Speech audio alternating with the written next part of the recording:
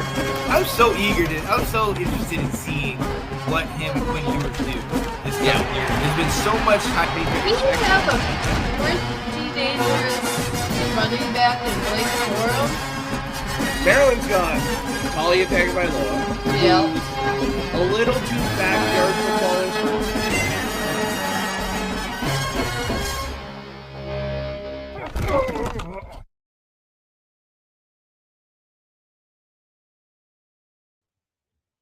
What is going on, ladies and gentlemen, and welcome to Let's Talk College Football. It's your boy, Sean Spencer, one half of that dynamic duo that is Let's Talk Football. And you see who I'm with. My guy, the loudest Lions fan that I know and host of Restoring the Roar, Alex Loosemore. What up, Alex? Not too much, man. When you messaged me the countdown for college football, I was like, man, we're getting close. Like, to think it's that close. Yeah. And it's just like, oh man, we're gonna blink it and it's gonna be here. Absolutely. I cannot wait.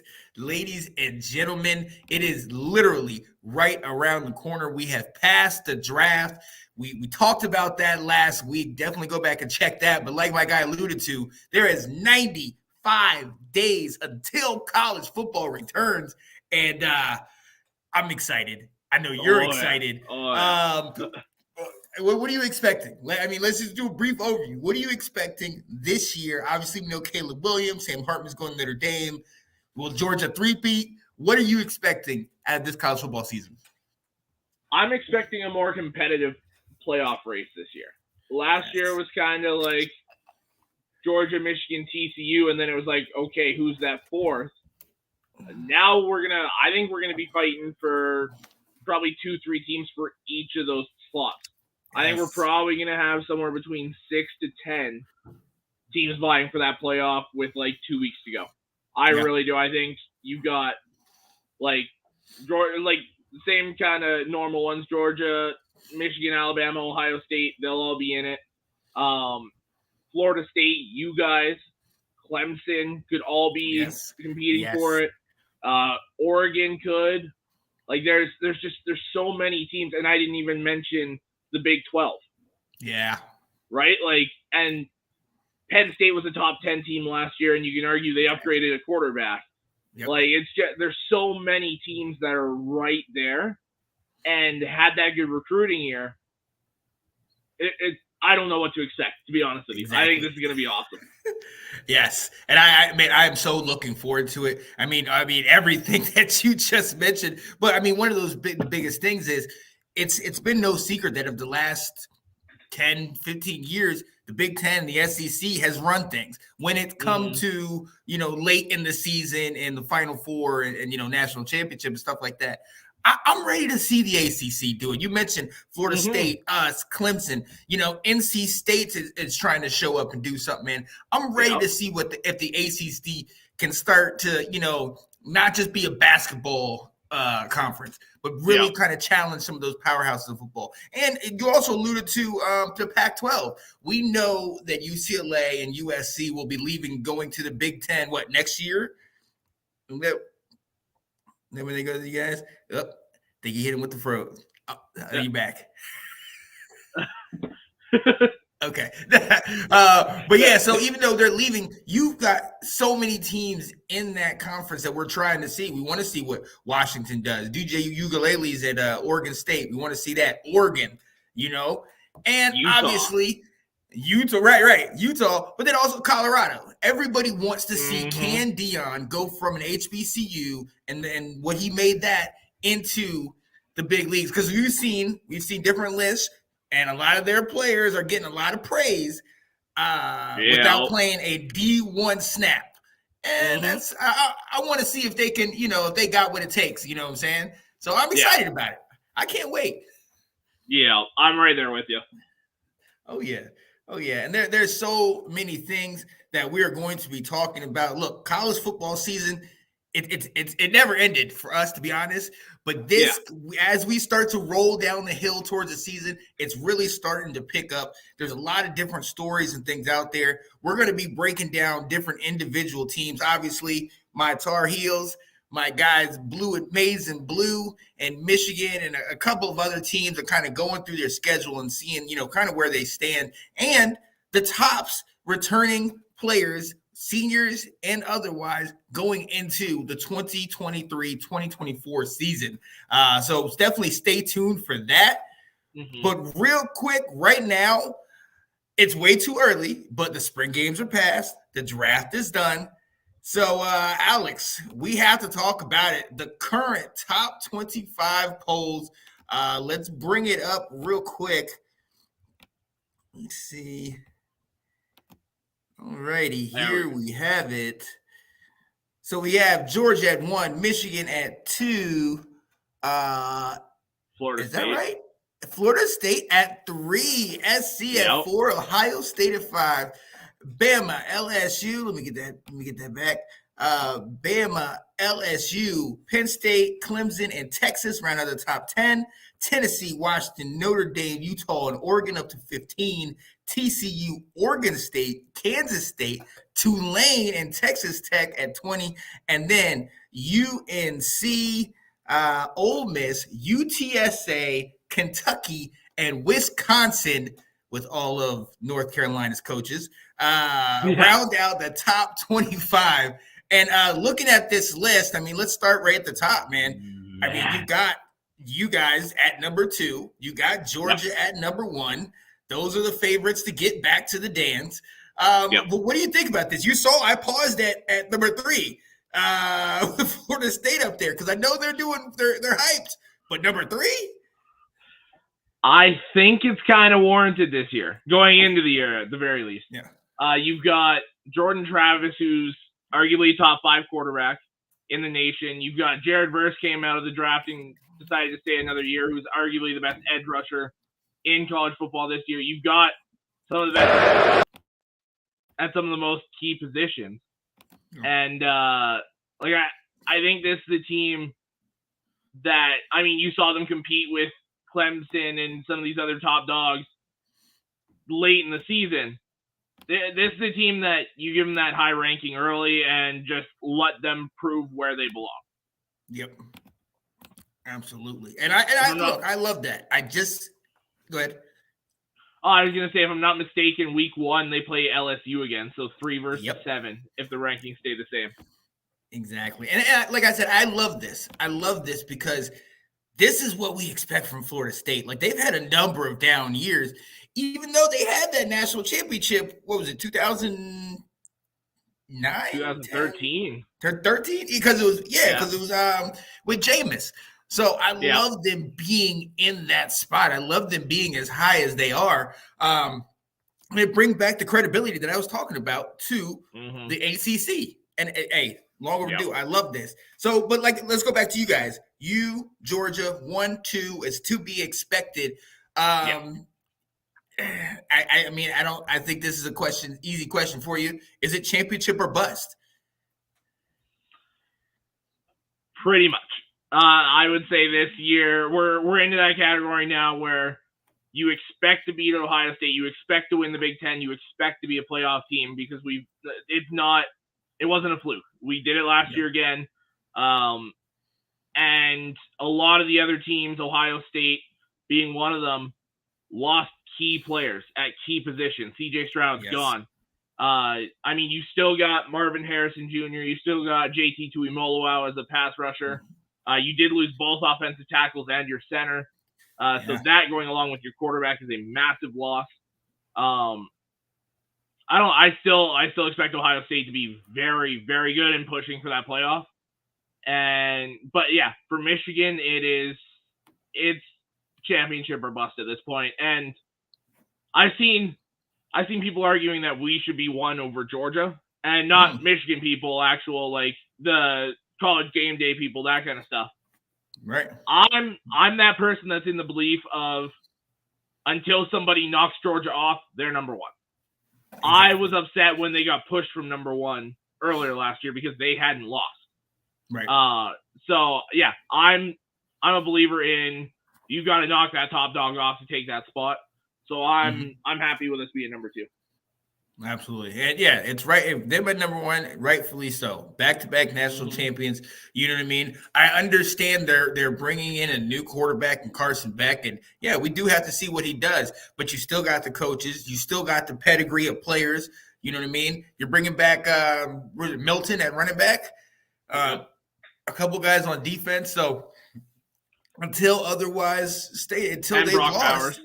Bowers. Well, there it is. Yeah. who is not only the top tight end in the country, but I mean top 5 overall player. I mean, we know how great the guy is. You know what I mean? So this guy, look, they still have it. You know what I mean? So it's rightfully so that they're up there at number 1. SC, Ohio State, much we respect that. Alabama, LSU. I like Penn State here. And Clemson in Texas. I'm good with the top 10. What are you thinking about the top 10? I love this top 10 the way it is. I do not have a problem with any team where they are. I feel like all these teams warrant their exact spot. I feel like if this is the AP poll week 1, they've done it right. I absolutely feel that way. And I love just looking at the overall top 25. Mm-hmm.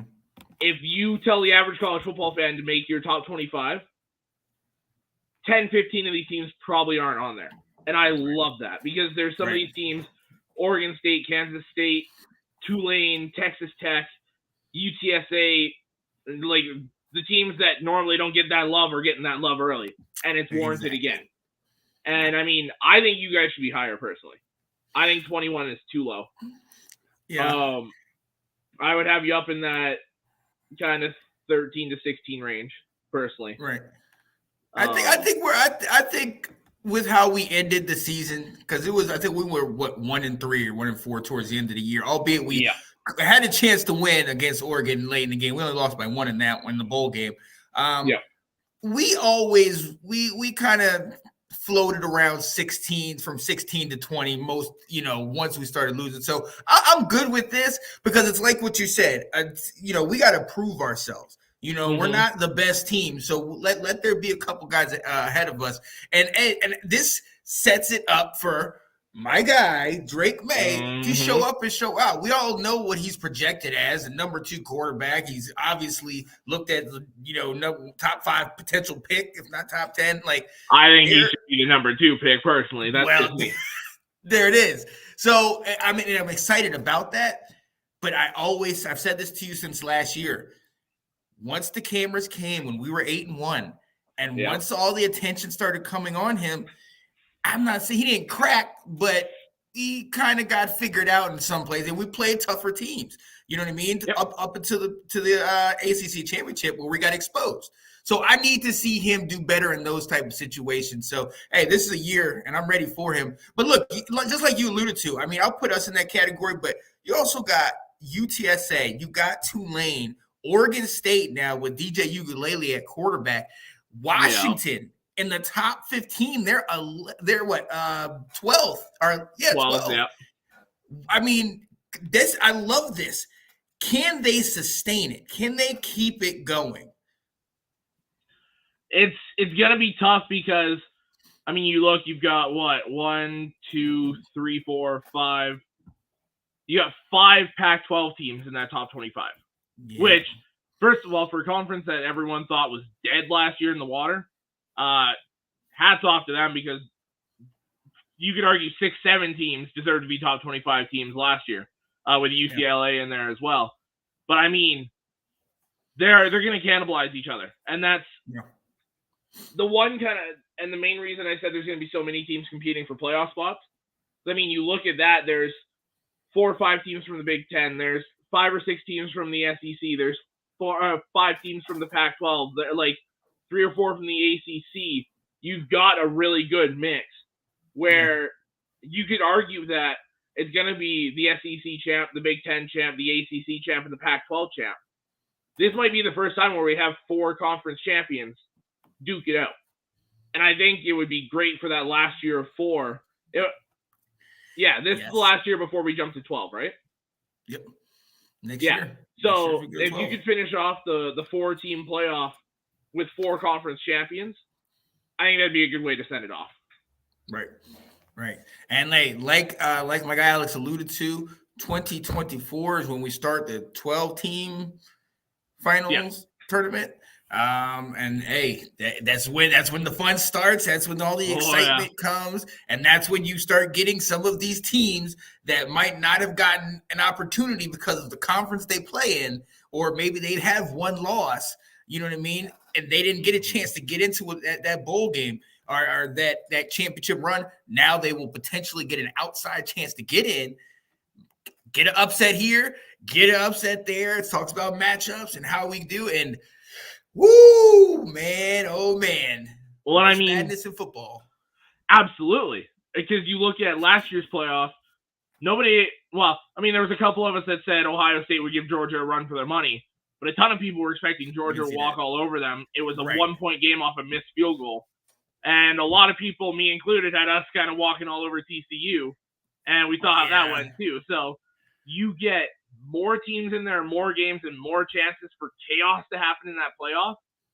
This is going to be so much fun. Not to mention the top teams are going to get an extra home game out of it, which I love that for the playoff game to have that home atmosphere.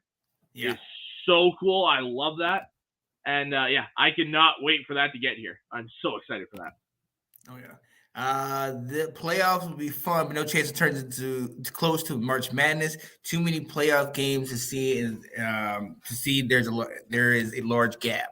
I love. I agree. I don't think it will be March Madness, but just still, just the feel of having a team that maybe wouldn't even have got a shot now getting an opportunity to do it. Love the home game option as well. You look at last year's Alabama team that just missed the playoff, went to the bowl game against another top 10 team in Kansas State and beat the brakes off them. Right. That would have been a playoff game, and they would have had a shot to move on. So, and then you don't know what happens there. I think it won't be March Madness to the extent of all the theatrics and the craziness that goes with that.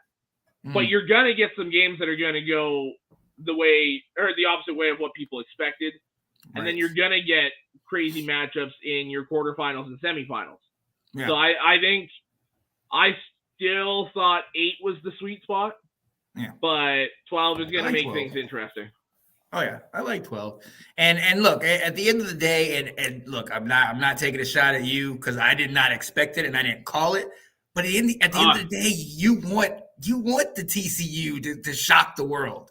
Maybe not against you guys, but you want them to shock the world and do that. And that's why I think this will be a great idea. Well, and obviously you don't want that to happen against your own team. But Michigan, TCU, and not just being a biased Michigan fan, that was one of the most entertaining games of the year. Exactly. Exactly. And you're going to get more opportunities for that to happen in these non-conference matchups especially. Yeah. Where a lot of people thought the Big 12 wouldn't hang with either conference. And, I mean, obviously they did not hang with Georgia. Well, but, I mean, for them to go up against Michigan and do that was it was a special thing for playoff football. Absolutely. And this is Will. North Carolina would not be playing these games. Facts. You know what, Will? Not only will we, after our first victory, okay, we're gonna take a trip all the way to the 12. We're gonna be one of the 12 teams, Will. Mark my words. Let's go. Post a comment, Sean. What's going on, Will? Glad you're here. You know what it is. Wait, South Carolina, North Carolina, game 1. Yeah. Be there or be square. All right.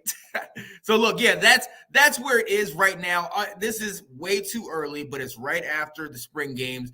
That is where we are in the top 25. One more thing, Will, you're in the comments. Can you show me where South Carolina is on here? Oh, I was waiting for that as soon as you started popping in the comments. I don't see him. Okay. Well, we'll move up past 21 once we get that dub in the first game of the year. But look, we have to keep moving along because, hey, just like you talked about it, the top 12 teams, the finals, the Final Four is last year for that. So we're going to start having the top 12. And it's all about that national championship. It's all about getting to that last game and potentially getting the W. And hey, let's bring it up right now. The top contenders, obviously, Georgia's at 1 at a plus 220. Bama's at 2 at a plus 500. You guys are 3 at a plus 800 with Ohio State at a plus 850 right behind you. LSU comes at 5 at plus 1,200. Texas at plus 1,600. And then they have USC is a plus 1,400. They switch that up. And then Florida State, Clemson, both at 2,000. And Penn State, I think that was Tennessee, Penn State, Notre Dame, and Tennessee, all at 2,200. What are your thoughts?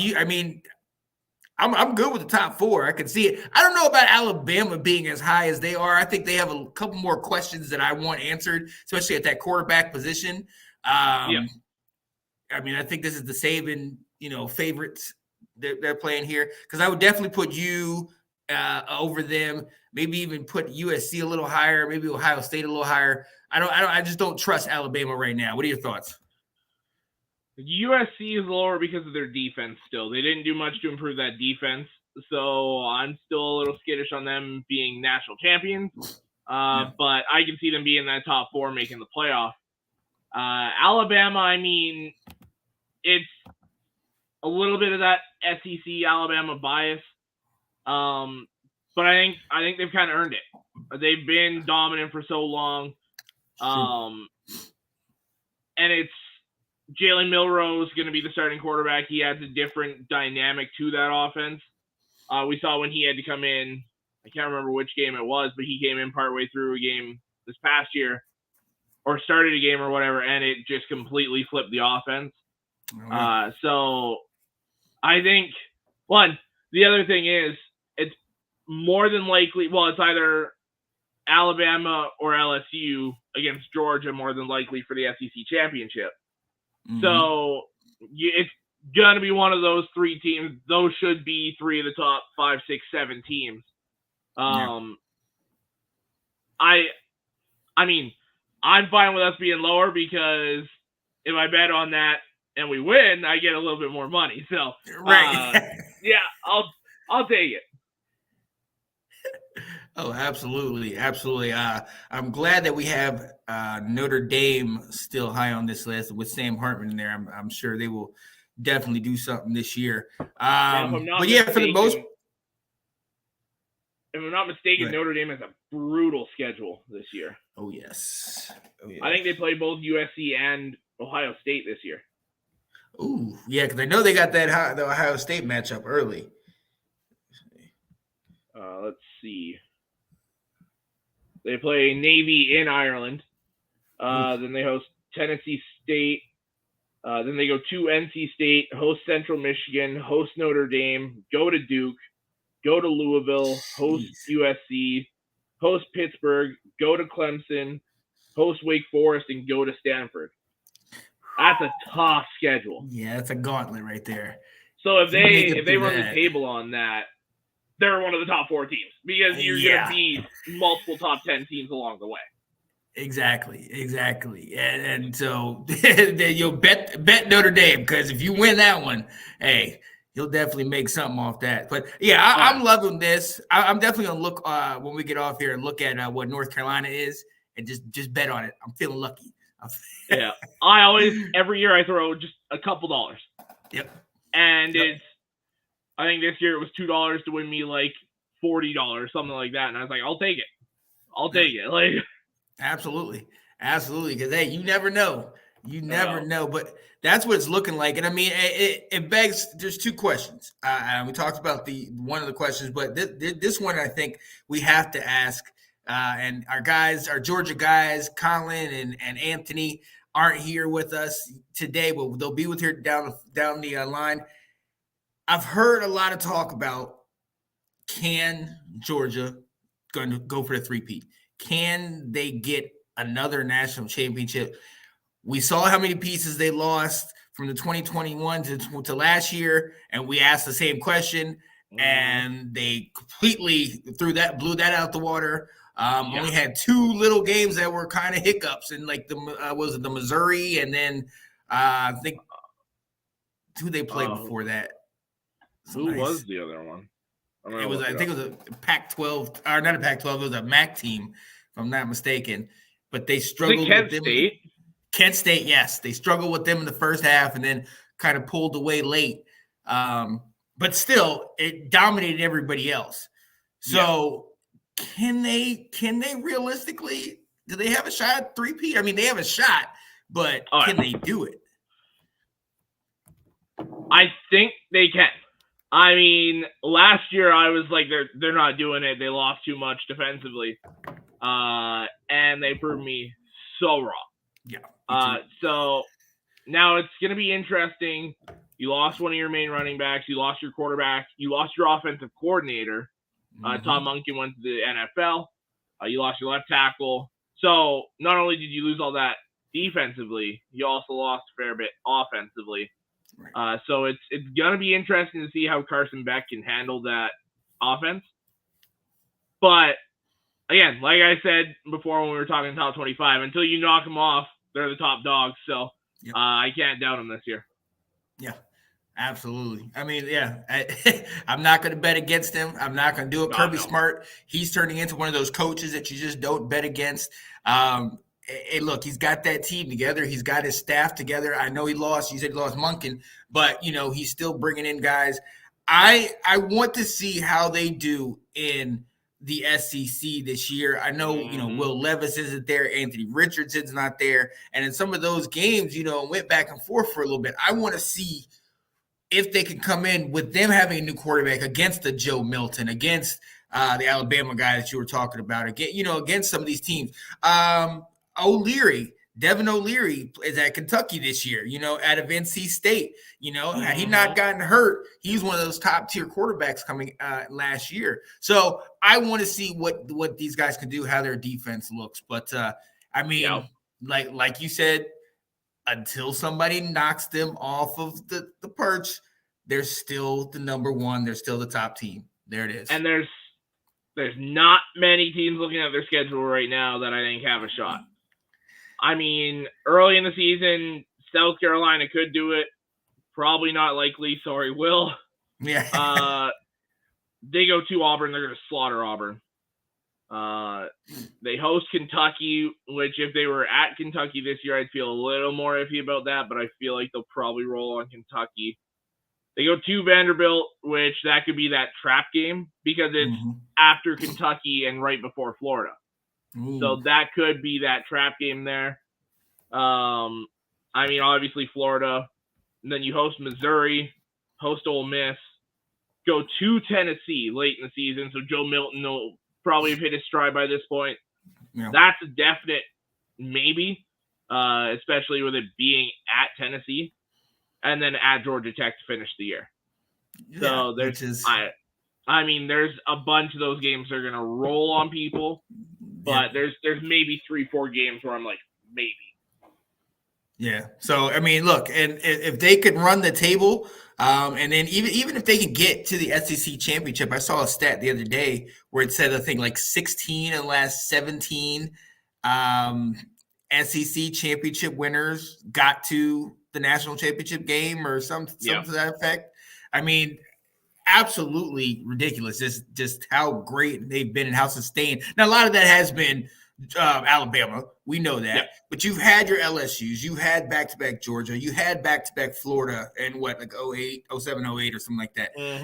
You had dominant SEC teams over the years. So it hasn't just been Alabama. It has not been South Carolina either. I don't know if the best time to play them is early. Yeah. Absolutely. And I was just going to say, before this comment came up, if they had Tennessee early or Florida early, like if one of those games, if the SEC allowed that week 1, week 2 conference play to start like right away, then I would be real worried about Georgia in one of those 2 games.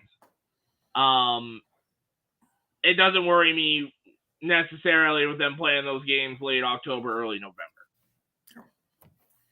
Yep, absolutely. So we'll see. We'll see what happens. But as of right now, until we see otherwise, they're still the Kings. They're still on top of the hill. There it is. Somebody's got to knock them off. Now, on the flip side, last year we saw TCU. TCU shocked the world. And then the crazy thing is they went undefeated, got to the Big 12 championship, and then played a very, very good Kansas State team. Lost that game, but just in the way that Duggan fought and clawed and dug it out, he really brought it out and showed what we all would say was a Heisman moment had he won. So that begs the question: who is going to be this year's TCU? Man, that's a good question. I don't know. Yeah, because there's a couple teams that like come to mind with that sort of thing where nobody really gives them a chance, but they could. But I mean, you're talking like a Texas, where it's like, is Texas really that same kind of style as TCU? Right. Like, I'll give a sneaky one, maybe, and it's kind of giving me the same vibes of what TCU was this past year. What about Kansas? Ooh. You've got that senior quarterback that played very well. They were undefeated till they played TCU. Right. And that game came down to the wire.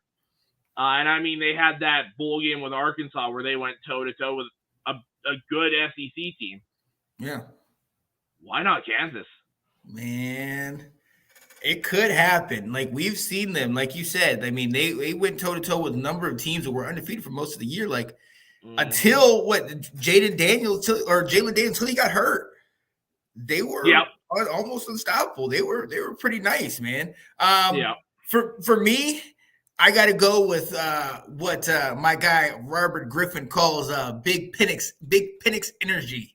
Michael Penix, old Indiana quarterback that went to Washington. We saw what he did last year. Put in some work against Michigan State. I had to watch that one. Cat didn't like that. But he shocked the world with how he was playing. Like I think him and Hendon Hooker, their play last year as far as the comeback player, somebody that transferred and got another opportunity. They showed out, and I'm so eager to see what he does in a very stacked Pac-12 this year. But I'm watching him. I'm watching him at Washington, and I'm saying, okay, yeah, that's my dark horse. That's my TCU that could potentially run the table because you'd have to get through an Oregon, you'd have to get through a Utah, a USC, a UCLA that had that 5-star recruit out of Michigan, Dante Moore, Oregon State. Oh, yeah, Oregon State, right, with DJ Uiagalelei. So you're going to have a gauntlet of teams. But if you can get through that almost unscathed, make it to that Pac-12 championship, watch out. Watch out, Washington. Let's go. Go Dogs. It's not going to be Missouri, my friend. But we can always hope. Yeah. I think Missouri is going to be much better than they were last year, and they were a pretty solid team last year. So, but Georgia, I don't think they're that level yet. I don't think they're at the level where they can compete with those top dogs. I think they'll beat up on the lower tier teams and struggle with the high tier teams. They'll be kind of right in that middle. Yeah. Not ready to shock the world just yet. All right. So, hey, speaking of it, we've been diving into conferences left and right. And, hey, look, we know it's May, right before Memorial Day weekend. And this is far, far too early to talk about this. But we're college football fans, so we're going to go ahead and talk about this right now. The way too early power rankings. And I'm going to throw this up here. And I'm going to let you go first and go ahead and talk Big Ten. And tell me what you think. We've got Ohio State, and Penn State is the top three with Wisconsin at 4. What do you think about that? Like, you think it's pretty fair? I think those top 4 teams are fair. I think that's right where they should be placed. I like Iowa at 5. After that, I'd put Maryland 6 personally. Purdue 7, Michigan State 8. Just because I don't know what Michigan State's doing at quarterback this year. Peyton Thorne being gone. Now, that might help them more than it hurts them. Peyton Thorne was not very good. No. And we lost Keon. They lost Keon Cole too. Keon Coleman to Florida State. I mean, you could argue Illinois should be higher. Nebraska's still going to be a good team. That's a very good Big Ten this year. Nebraska with Matt Rule and Wisconsin with Luke Fickell. I don't think Wisconsin's overrated. You get Luke Fickell in there. You saw how quickly he turned around Cincinnati.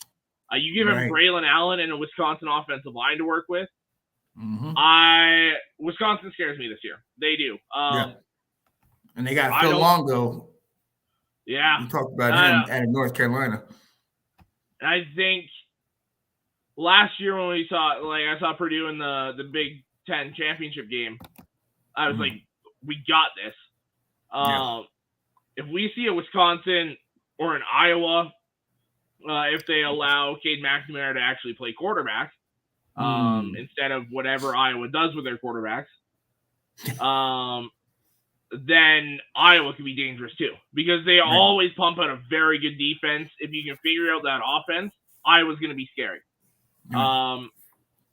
We'll see how quickly Matt Rule can turn around Nebraska, because that was a pretty talented team that just did not do well with the coaching staff. So we'll see how that goes. But there's a very good list of Big Ten teams there. Yeah, absolutely. You said Badger recruiting dipped. I think Fickell needs a year. Yeah, most coaches do till they get their recruits, but he's got a number of different coaches that he brought with him. He got a couple guys from North Carolina. So he's got a head start to it, and with Braylon Allen there, okay, he's got some players. So I'm excited to see what he can bring up. Hola, amigos. Let's pop up the Cerveza Talks of Football. Let's go. Let's go through. I'll go with the ACC. It has Florida State, Clemson, us, Duke, Pitt, NC State, Louisville, Syracuse, Miami, and Georgia Tech. Personally, for me, I would switch the top two. In my opinion, I like how they're hyping up Florida State. I like where they're putting them. But you and I have seen Cade Klubnik. We've seen the quarterback at Clemson. He completely changes that offense. So I think they are on the perch. Until you knock them off, they are up there. I got Florida State at 2. I'm good with us at 3. I like Duke at 4. I'm not going to lie. I think NC State should be over Pitt in this one, because I love their linebackers. I love what they got at wideout. I'm surprised Miami is this low.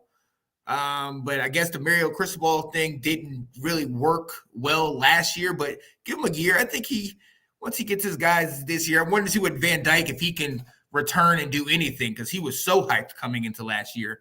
But I think, KJ Jefferson's still at Arkansas. He's a senior. But I mean, for the most part, I think this is how it's going to end this season. So I like us where we are. But again, it's like I told you before, May and the rest of the team has to prove himself. I went back and started looking at some of those games. And even early, yes, the offense is legit. We 4 running backs a year ago, and I think it was Caleb Hood and Marion Hampton. I can't forget the 2 guys' names. But these were freshmen and sophomore guys coming in and still, there was a lot of running back by committee because we didn't know who the guy was. So the offense was solid, but the defense struggled. We talked about the 40 points we gave up in the 4th against Appalachian State. You know what I mean? And they're no slouch, but anytime you give 40 to any offense, that says something about you guys. Now, albeit we still won because our offense is great, but we gotta work that defense and figure it out. And it's not like we don't have the pieces. We just gotta get it done. So I like us at 3. I like that. Let's look over at that Pac-12. Go ahead. Go ahead. I was gonna say the one thing I'll say about Pitt, NC State. I think the reason they have Pitt above them is the transfer quarterback coming in. I think it's Phil Yurkovich.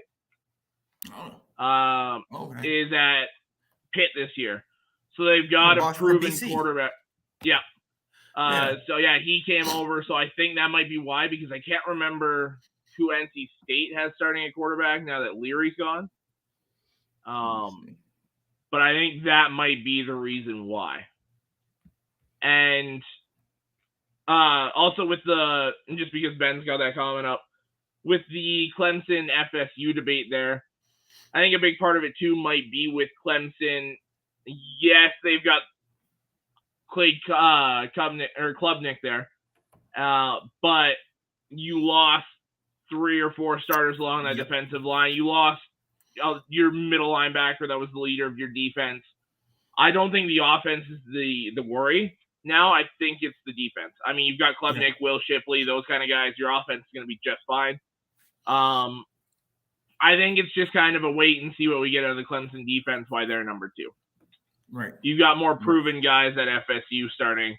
Like I said, we were talking about the players earlier, Jared Verse and Jordan Travis and all them.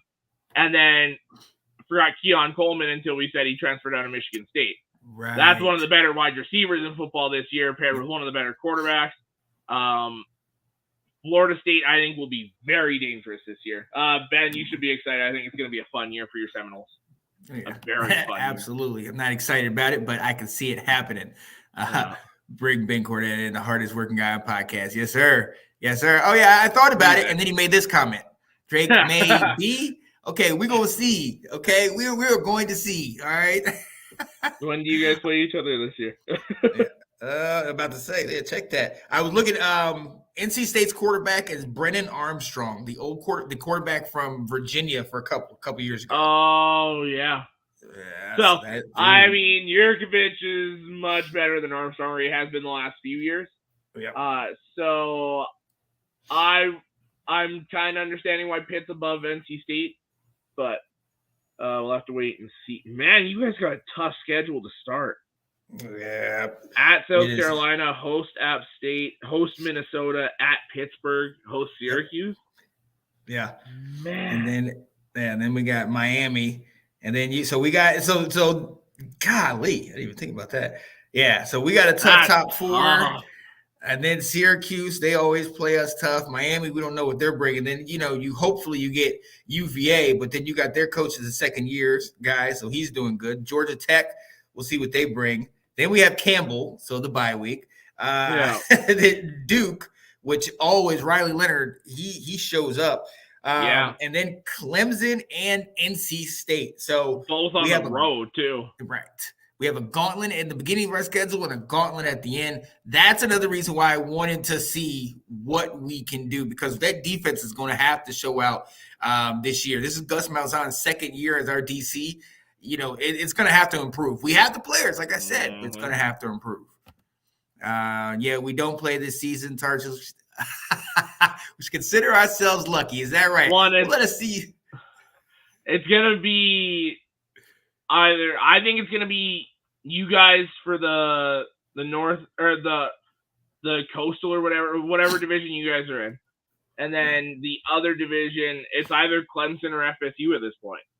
Yep. So you might play FSU come December. And Scott, I'm not giving you the finger, man.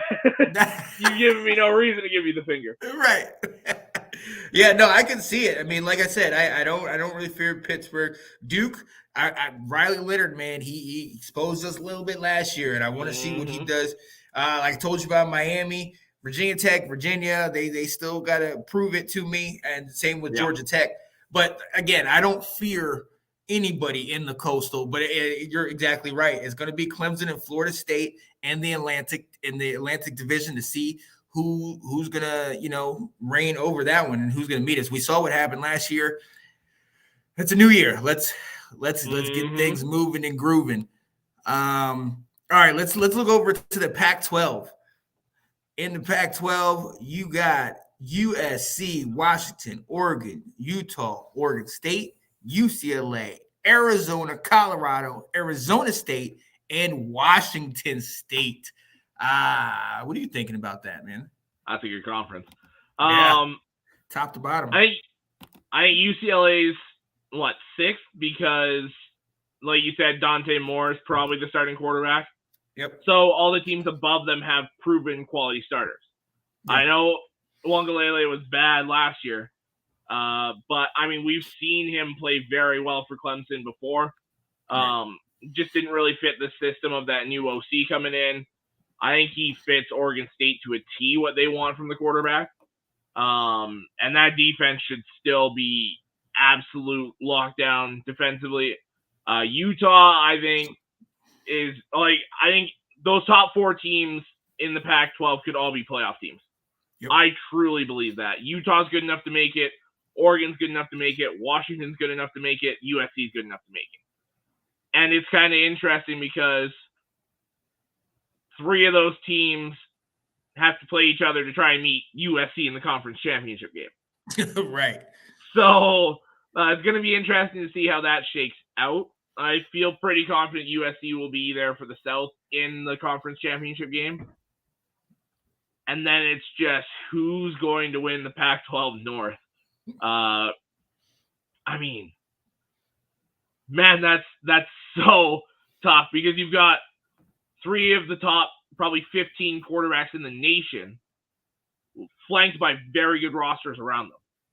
Like that's 3 scary teams, and only one of them is going to have a shot at the playoff, and they'll have to get through USC to make it. Yep. Yeah, it's going to be crazy. It's going to be crazy to see, and to see if USC, who we know about their electric offense, but to see if that defense gets better, because like you mentioned, that defense has been their one weakness, and and also something that we didn't talk about this week, but we will cover down the line. Their AD resigns. Yeah. Unexpectedly. So a lot of people, we're doing a little research on it. A lot of people are starting to think there might be sanctions or there might be certain things coming down the line. We will definitely follow up on that story, but yeah, there might be trouble in the water for USC. And these other teams are prime and ready to go. Look, we got to talk about one team that's not in the top of the list. They're still down there in the bottom, and I think rightfully so. In those last 4, Arizona, Colorado, Arizona State, and Washington State. Colorado, they're so hyped.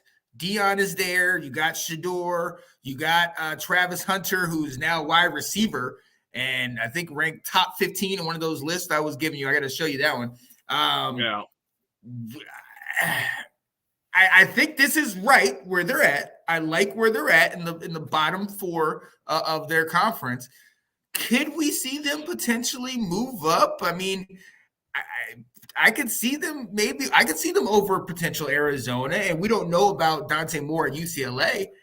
Could they be kind of in the middle of the pack by season's end? I was going to say you could make the argument they're better than Arizona right now. Yeah. I do think that's a valid argument just because Arizona State, and Washington State are not very good programs right now. No. And I mean, Colorado, you've got last year's number 1 recruit. You've got a senior quarterback who played very, very well at Div 3. If Div 3 was eligible for the Heisman, he probably would have been in Heisman conversations, at least last year. And you get Dion, who brings star power with him, who brings a number of recruits with him. Like, I mean, if you saw the numbers, it was like 65 players have transferred out. All those spots have been filled and then some. So you could absolutely make the argument that Colorado's ahead of Arizona right now. Right. Could be ahead of UCLA based on Dante Moore's play by mid-season. I would pump the brakes on them being better than UCLA because I still think UCLA is a very good team, and if Dante Moore's a good quarterback, they're up in that next tier with Oregon, Utah, Washington, and USC. They're right there with those guys. But I think Colorado, like I said, my expectation is to be competing for bowl eligibility. Yep. So from a team that won 1 or 2 games last year, I'm expecting 5 to 7 somewhere in there. So I definitely think that Colorado warrants to be in that discussion and move up. Mm-hmm. Yeah, I definitely think he's going to give them a boost. And these players you talked about had the number one recruit last year at corner. They had a number one recruit at corner this year. And like he's bringing star power there. It's in the sun. It's in a nice place. Well, it's in Colorado, so we know it's legal there. So Yeah. he's got a lot of stuff. It's going to be. Deion's not going to let that fly on his team. So Right. Yeah. He's got them dressed up in suits, but that's the other part. He's brought a good culture to Colorado. Mm-hmm. So where they were, I think they were one of the last teams to win a game, but they ended up being 4-8 last year. You get some of those guys and the bad mentality out. You bring in your guys. You put in your mindset. Let's see if it translates on the field. You said 5 to 7 wins. I'm going to call it right now, man. I think they sneak in with a 6-6 record and they get the Insight.com bowl or something like that. They get some kind of bowl game, and he's going to make it out. He's going to have more attention in his bowl game than will one of the major bowls just because it's Deion. Yep. It's the fact of the matter. That's what it is. Mm-hmm. Oh, man. So we will definitely look through a lot of those. As you see, the American, the Big 12 has Kansas State, Texas Tech, and Kansas. OU at 5, followed by TCU, BYU, USC, or UCF, Baylor, and Houston. Clayton Tune's gone. Tank Dell's gone. Houston's gone. They were one of the top teams, and now obviously they're moving into the Pac-12. They're on the bottom. Unfortunately, I don't see them too far ahead of that right now. They lost too many weapons, and they're one of those teams that when they have star power, they're going to be good. Yep. But as soon as they go to the NFL, they're back to being the same old Houston. So, do you like this in the Pac-12? Anybody surprise you? Texas should be number 1 in my opinion. I think they warrant that. I know they lost their top 2 running backs, DeMarvion Overshown. They lost quite a bit, but you have Xavier Worthy, who's one of the better wide receivers in the country. You have Quinn Ewers, who I think will be the starter for the majority of the year, if not the entire year, over Arch Manning. A lot of people forget this was the number 1 quarterback recruit from a few years ago. Exactly. So the guy can ball. I mean, he went toe-to-toe with Bryce Young in Alabama for the quarter until he got hurt. But, I mean, the kid can absolutely ball.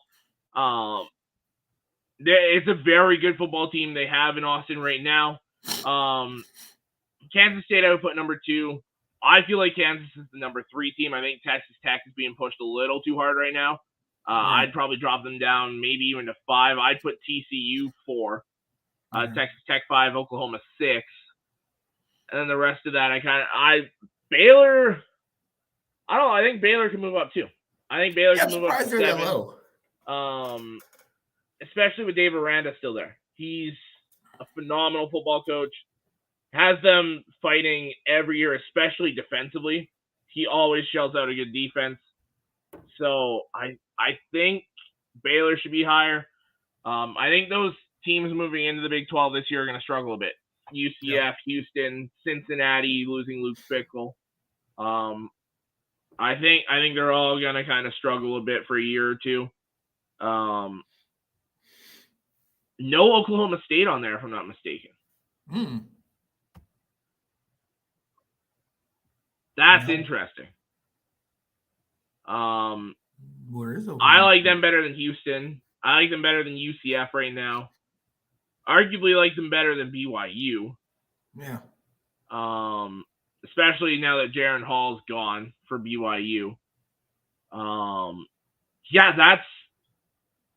I would shake up quite a bit with that Big 12. I don't really agree with that. Yeah, I think that's a little bit up in the air. I don't know. I don't know why they have Texas Tech as high as they do. Do you? Yeah, I don't know because I didn't watch any Texas Tech football last year other than watching Tyree Wilson highlight tapes closer to the draft. Right. So I don't know hardly anything about Texas Tech this year, to be honest. I'm going to take a look at them now, seeing how high they're ranked in everything. That one's a little surprising to me. And now that I think about it, Oklahoma State might be lower because we don't know what their quarterback situation is. Spencer Sanders is gone. True. So that's going to be interesting. So Texas Tech was 8-5 overall last year. They were 6-1 at home a year ago. Interesting. Okay.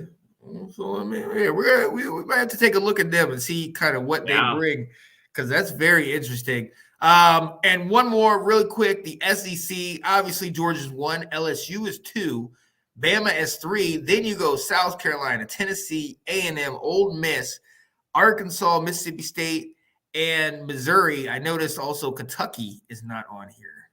No, I mean, you lost a lot of your key players at Kentucky from a year ago. So we'll see what Devin Leary can do for them. A&M's way too high for me. I would put them at 9 and move Ole Miss, Arkansas, and Mississippi State all up 1. It'll be interesting to see how Mississippi State does without Leach this year. Yeah. And I'd flip Tennessee and South Carolina until I see what South Carolina can do. Because, yes, I know that Hendon Hooker's gone. We saw Joe Milton play in that bowl game, and that offense was still electric. Right. So he can do a lot of what Hendon Hooker does. He's just not as accurate. But I think Tennessee's still going to be dangerous this year. South Carolina's a good football team, don't get me wrong. I just think they're the 5th best team, not the 4th. Yeah. Yeah, and I agree with you on A&M. I mean, I got them below Ole Miss and Arkansas. I mean, you bring back KJ Jefferson in Arkansas. You're bringing back Judkins and Jackson Dart at Ole Miss. Those offenses, those running offenses are too potent. Texas A&M really laid an egg last year with all that talent they had. Now you got guys kind of leaving.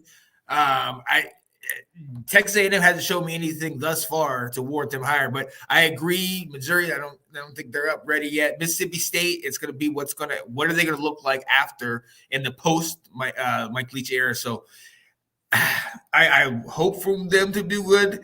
Will Rogers, we all know how great he has been, and hopefully they'll stick with that same offense because he's electric at quarterback. But he's so good, right? I just wonder.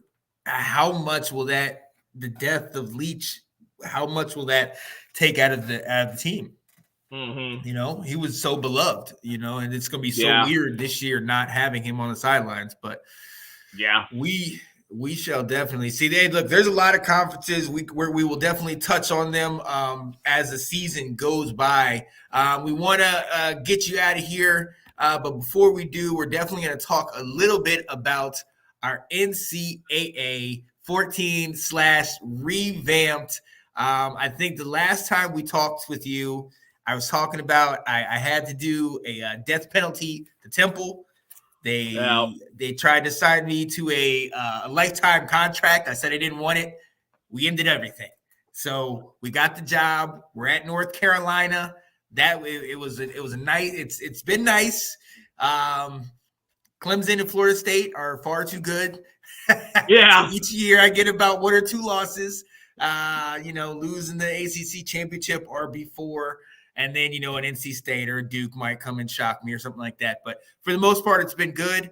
So this year I did something I don't normally do. I always get my recruits. I let the computer just generate my recruits. But this year I said, you know what? I'm sick and tired of losing this one game or 1 or 2 games. My passing game is good, but my running game is it's lacking. So I tried to create a prospect, ladies and gentlemen. I created a guy by the name of Tyrell Diggs Jr. He was 6'4", 245, a la Mr. Derrick Henry. And I got a little greedy and I cheated and I put him on steroids and he's 99 almost everything. And I made him from Chapel Hill and he's North Carolina guy and I'm excited. I'm like, yeah. And I started to recruit him early. I gave him like the max points week 1, like ready to get him, like doing everything I can. I try to run the ball more. And then I started looking at it and he comes to recruit and I'm like, it's not the best recruit numbers from what I expected when he came to visit. And apparently he does not like our play style. We ran more of the stretch pass play with a lot of the read option. I'm assuming he's an I form, just run it down their throats back. Power back, yeah. Yeah. So he decided to go to Nebraska. He is not going to be with North Carolina. So as my punishment, I will be playing Nebraska for the next 3 to 4 years, depending on if he leaves a year early, in a home-and-home tournament. So I might have just given myself a third loss on the season going in. Depends how well you can stop the run. Right. So we will be putting 9, 10, and 11 guys in the box and just hoping they don't pass the ball on us. Outside of that, our defense is getting better. I've been focusing a lot on D tackles and secondary. Linebackers are great, but very slow. I don't seem to get any fast linebackers. So tough. I like to – it is. I like to run those double A-gap blitzes or, run, kind of around the edge. And a lot of times my guys just won't get there in time. They can't get there. Or if they get chipped, it slows them down so much. So it's really been it's been a struggle in certain games. We end up pulling out a lot of games later. I don't know what a blowout is unless we play FCS or Akron or something like that. But we're getting there. We're getting there. I will be updating you guys on my punishment. Yeah. I just want to look at this guy. I just want to see him in his pads and be like, God, this guy's gonna kill me for the next 4 years. Yeah. It's not excited. But talk to me, man. Where were we last with you and Revamped, and where you at now? So I was in the middle of year 12, still at JMU. So I realized what happened was every now and then it'll glitch, and at the end when they hit 70 and they're supposed to retire, it'll reset their age to 20. What? That's what happened with Jim. When he was supposed to retire that year after I beat them, it reset his age.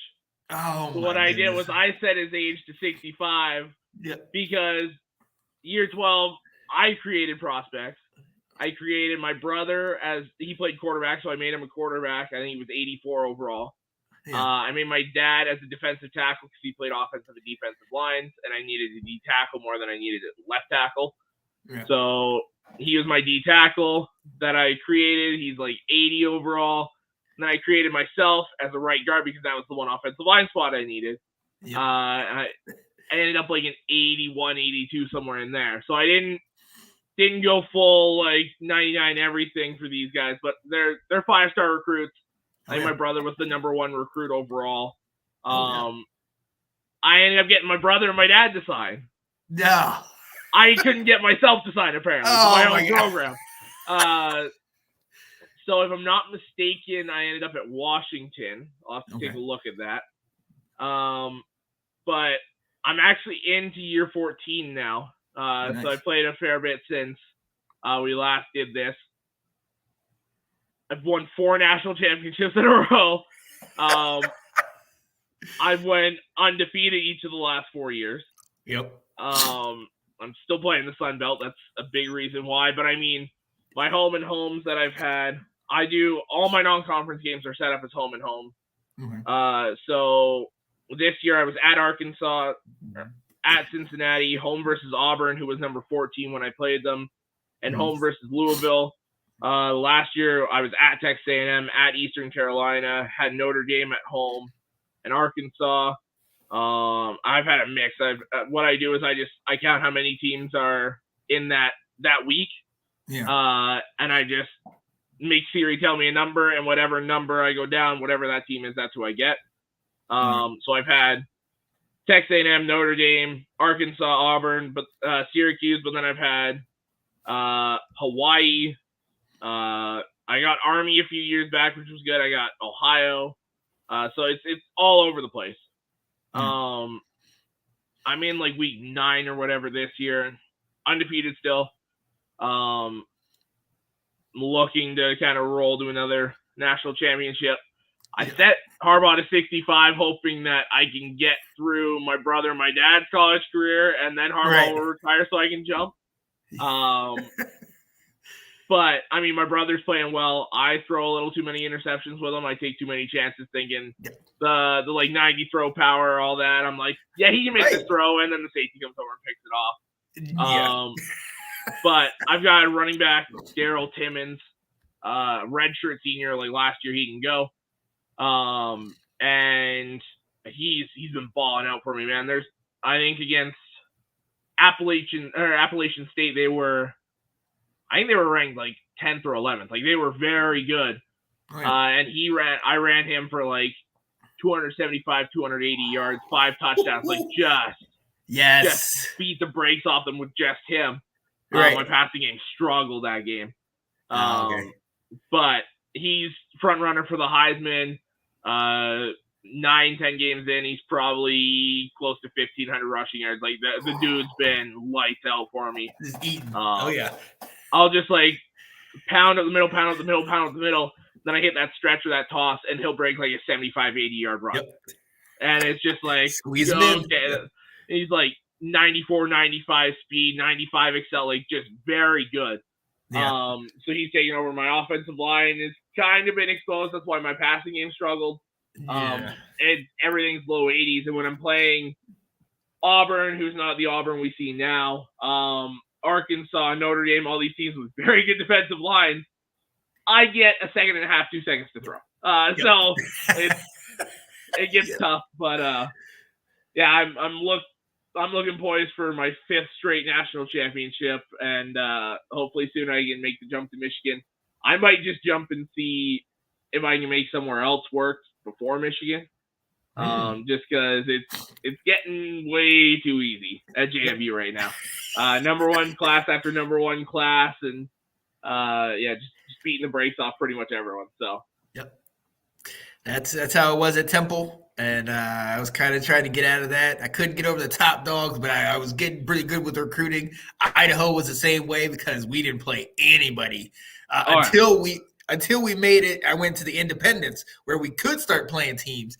And then teams, we had 1 year, we were just terrible because I started playing tough teams. And I was like, nope, not ready for that yet. You punched above your weight class, and then it was just like, okay, we're actually down here. Like, it's like, we're not that good. Okay, let's come back down. Yeah. So, Nathan, what's going on, Nathan? He said, what's Maryland's record in NCAA 14? Well, in my season, I'm playing as North Carolina. In my season, they're 4-5. So I haven't really followed who like is on their team because I'm also a couple seasons in. I was 5 years at Idaho, and then so I think this is my 3rd year at North Carolina. Okay. Yes, because my quarterback is on his 4th year because my quarterback is on who is it? My quarterback is, what is his name? His last name is Dean. It's like Carson Dean or something like that. He's on his 3rd year, but I recruited him the first year that I got here. And then last year I recruited the number 1 quarterback, and I kind of tried to incorporate him in my offense, but I noticed it was throwing the rhythm of my starter off. So I was like, nope, can't have that. Can't have that, because it got to the point where I was just, the only thing I could do was run options and throw screen passes because I had the same issue like you. I put all my attention on my skill players, not on my own line. I didn't know what to get. I wasn't getting anything over a 70.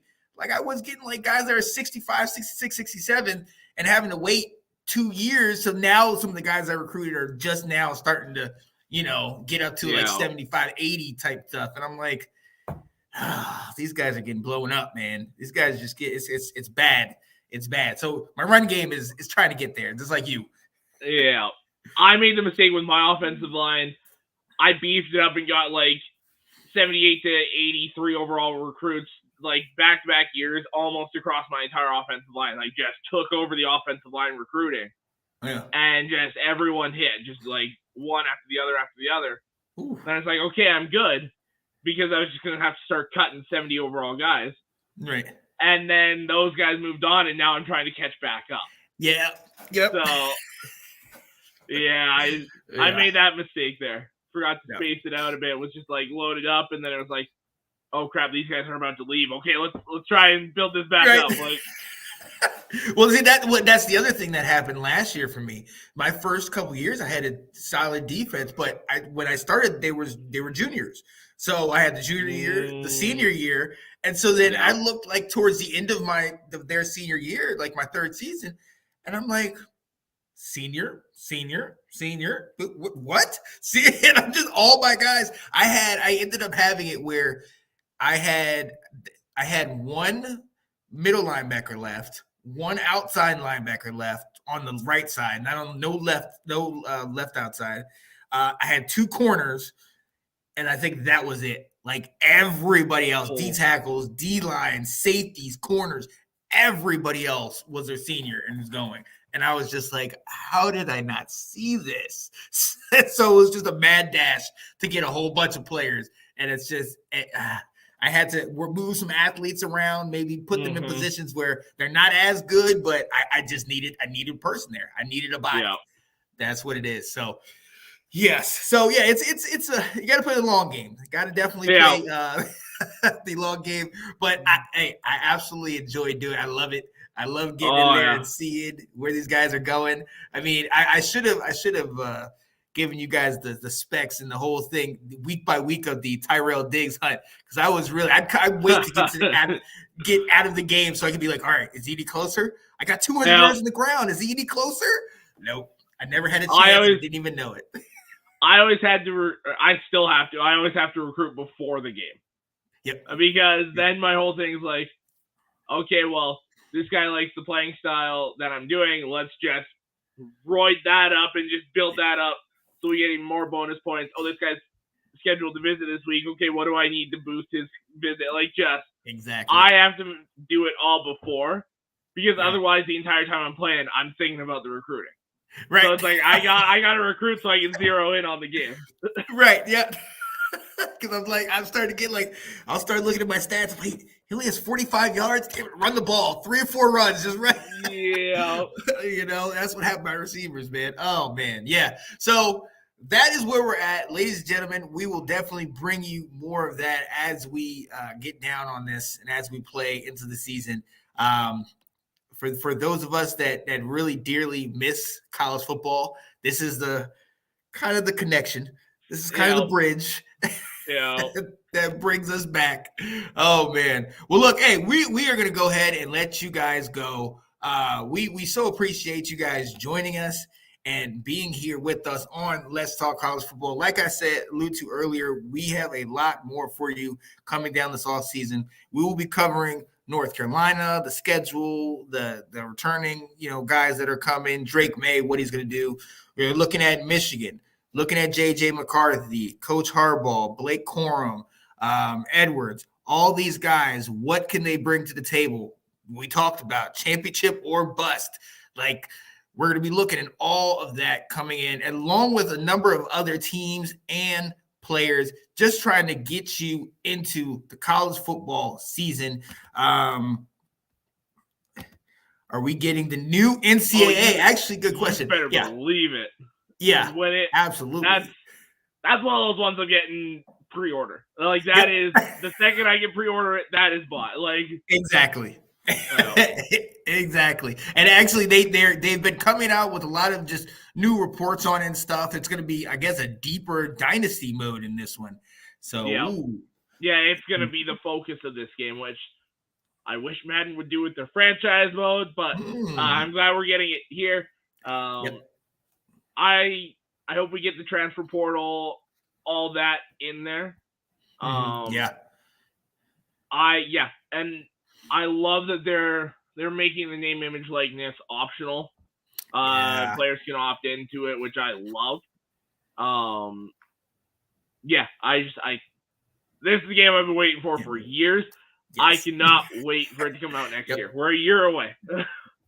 This was one of those that I seriously thought we'd never come back, and I desperately searched for when my NCAA 14 finally had the ring of death. I searched and searched for not only a new NCAA 14, but also a new console to make sure everything was up to date, because I didn't know how long I was going to have it and how long I was going to – I didn't think there was going to be another game. But our prayers have been answered. Next year, we will be back. I will definitely be pre-ordering it, just like my guy Alex said. So, yes, and that's when we're going to have to get into that little online dynasty or something. I was just going to say, we'll have to make sure I get the same console as you so we can do that. Yep. Yeah, we're gonna coordinate that. We're definitely gonna bring that on here. But look, we are gonna let you guys go. We appreciate you being here. Nathan, appreciate you hopping on. Yeah. Scott, Will, all of you guys, Ben. Hey, appreciate you tuning in. We're gonna try to help you to maneuver into through the off season into the 2023-2024 season and all the way through. We are so excited about it. Hey, my guy, Alex, you see the hat? Talk to him. Where can they find you? Anywhere and everywhere. Yep. when there's something to talk about, you'll catch me Tuesday nights, kind of around this time, talking Lions on Restoring the Roar on the North Sports Dynasty Network. You can catch me with North Sports Dynasty on Fridays as well. 9 p.m. Eastern, 7 p.m. Mountain Time. NFL edition, 100th episode this Thursday. So 9:30 Eastern, kind of whenever we get our crap together. You can catch us there. I don't know what all we got planned for that show yet.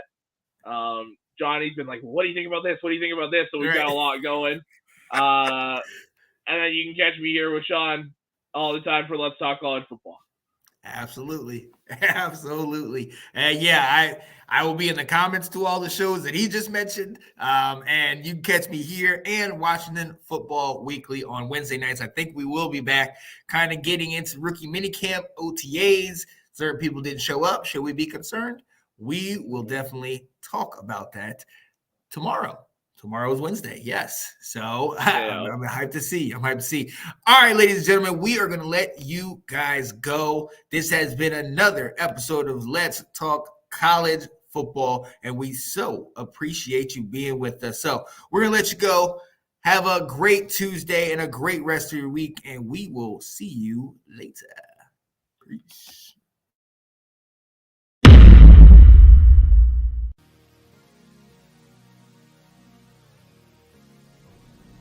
Hey there, ladies and gents. Your local handyman, Anton Bitten, here to help you with your problems. I'm here right now on the job site, taking out whole kitchen cabinets.